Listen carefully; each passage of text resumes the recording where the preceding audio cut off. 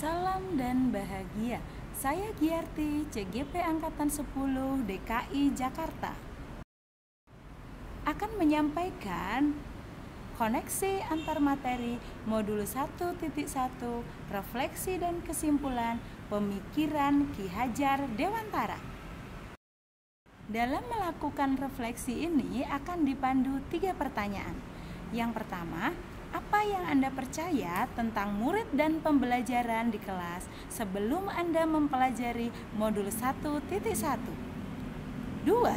Apa yang berubah dari pemikiran atau perilaku Anda setelah mempelajari modul ini? Yang ketiga, apa yang dapat segera Anda terapkan lebih baik agar kelas Anda mencerminkan pemikiran Ki Hajar Dewantara? Dari pertanyaan yang pertama, yang saya percaya tentang murid dan pembelajaran di kelas sebelum mempelajari modul 1.1. Pertama, pembelajaran di kelas yang saya lakukan baru sebatas transfer ilmu. Saya menyampaikan materi pembelajaran, kemudian anak-anak menerima materi yang saya berikan. Kedua, siswa belajar dengan kecepatan yang sama di dalam kelas karena saya menganggap bahwa mereka mempunyai kecepatan belajar yang sama.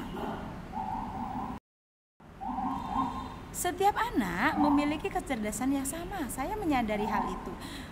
Tetapi, saya kadang menuntut anak-anak cepat paham, cepat mengerti dengan apa yang saya sampaikan dan materi-materi yang saya berikan. Dan mereka harus bisa dalam waktu yang cepat atau waktu yang sudah saya tentukan.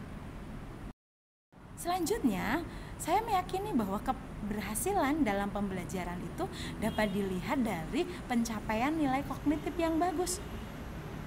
Hal itu juga bisa diukur dari pencapaian nilai yang berada di atas KKM atau kriteria ketuntasan minimal.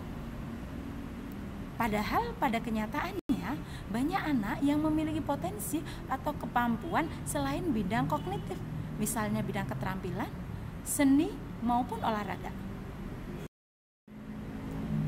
Saya sebagai fasilitator memfasilitasi anak-anak di dalam pembelajaran, tetapi terkadang masih sangat mendominasi dan menjadi sumber belajar yang utama di dalam kelas. Dari situ saya tapi menuntut anak-anak seperti apa yang sudah saya tetapkan, apa yang saya mau sebagai guru. Setelah mempelajari modul 1.1, ada perubahan-perubahan dari pemikiran maupun perilaku yang saya dapatkan dari modul 1.1. Yang pertama, saya menyadari betul bahwa selama ini ada kesalahan saya sebagai pendidik yang perlu diperbaiki agar murid saya menjadi murid yang merdeka. Yang kedua, yang perlu saya sadari dan saya sudah menyadari hal ini adalah anak-anak adalah subjek pembelajaran, bukan lagi objek pembelajaran. Sehingga mereka harus terlibat aktif di dalam kegiatan pembelajaran. Ketiga, pendidik berperan sebagai fasilitator dalam pembelajaran sehingga tidak boleh diktator atau terlalu menuntut dalam pembelajaran. Karena sudah Ki Hajar Dewantara sampaikan bahwa pendidikan itu menuntun potensi anak, menuntun kodrat anak.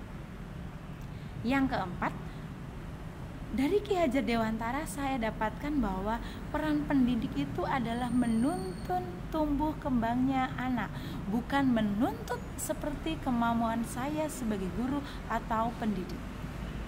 Yang kelima, sebagai pendidik, saya menuntun anak harus menyesuaikan dengan kodrat alam dan kodrat zaman, bukan sesuai dengan keinginan pendidik. Saya memperhatikan kecepatan belajar, kondisi sosial budaya anak, maupun tuntutan era ini, era revolusi industri 4.0. Yang keenam, saya menyadari bahwa setiap anak itu unik. Mereka memiliki kodrat alam yang berbeda dan beragam yang perlu kita ketahui dan kita pahami bersama. Berikutnya adalah anak-anak bukanlah kertas kosong seperti teori tabula rasa, tetapi anak-anak sudah membawa goresan samar-samar sejak lahir. Tugas saya sebagai pendidik adalah menebalkannya.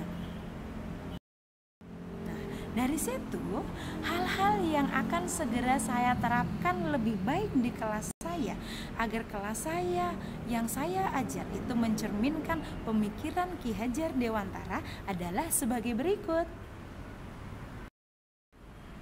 Yang pertama, saya menyadari peran saya sebagai pendidik. Maka saya menempatkan diri saya sebagai fasilitator, memfasilitasi anak-anak dengan sepenuh hati, dengan ikhlas dan tanggung jawab.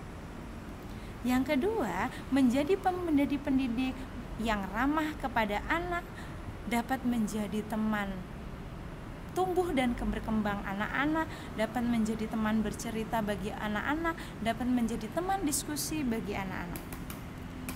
Yang ketiga, saya memahami karakteristik anak-anak SD, khususnya di kelas saya yang masih dalam tahap bermain.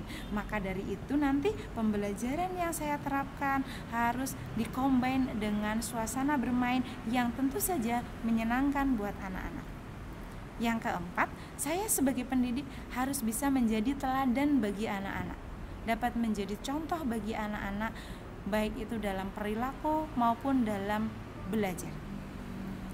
Kelima, saya harus berusaha menjadi guru yang bisa menjadi inspirasi bagi anak-anak, guru yang bisa membukakan wawasan baru buat anak-anak. Yang kedua, saya menyadari kodrat anak. Anak-anak memiliki kodrat alam yang beragam. Saya tidak bisa menyamakan anak satu dengan yang lainnya karena kondisi mereka berbeda. Yang kedua, setiap anak memiliki potensi kecerdasan yang beragam, maka saya tidak boleh lagi melaksanakan pembelajaran yang sama untuk setiap anak di kelas saya, maka harus menerapkan pembelajaran yang berdiferensiasi. Yang ketiga, anak-anak harus dituntun untuk menebalkan potensinya sesuai dengan kemauan, kecepatan belajar anak tersebut, tidak lagi sesuai dengan tuntutan saya sebagai pendidik.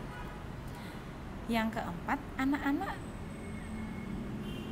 generasi yang dekat sekali dengan gawai, sehingga pembelajaran diarahkan pada pembelajaran yang berbasis teknologi mengikuti perkembangan zaman. Yang kelima, anak-anak harus merdeka dan bahagia sehingga mereka akan berkembang sesuai dengan kodrat masing-masing.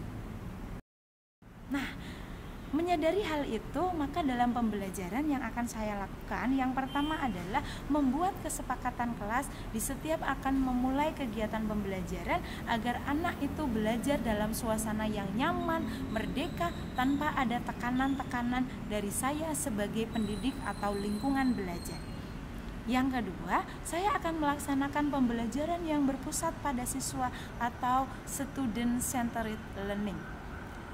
Sehingga di situ saya melaksanakan apa yang telah disampaikan oleh Ki Hajar Dewantara, bahwa anak-anak adalah subjek pembelajar. Mereka aktif dalam kegiatan pembelajaran.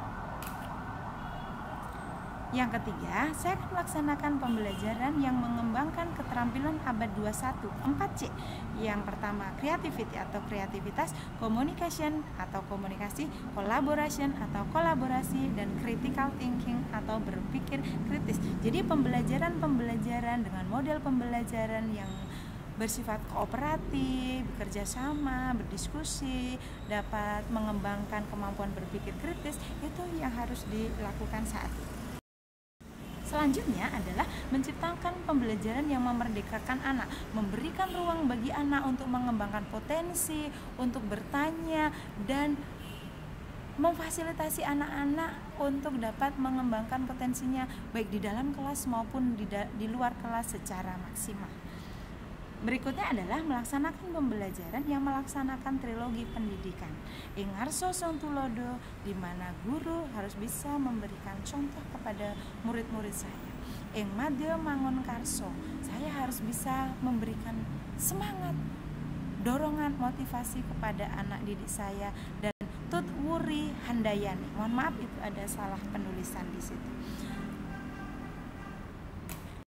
Demikian yang bisa saya sampaikan dari koneksi antar materi di modul 1.1. Ada banyak kekurangan, saya mohon maaf. Terima kasih banyak dan salam bahagia.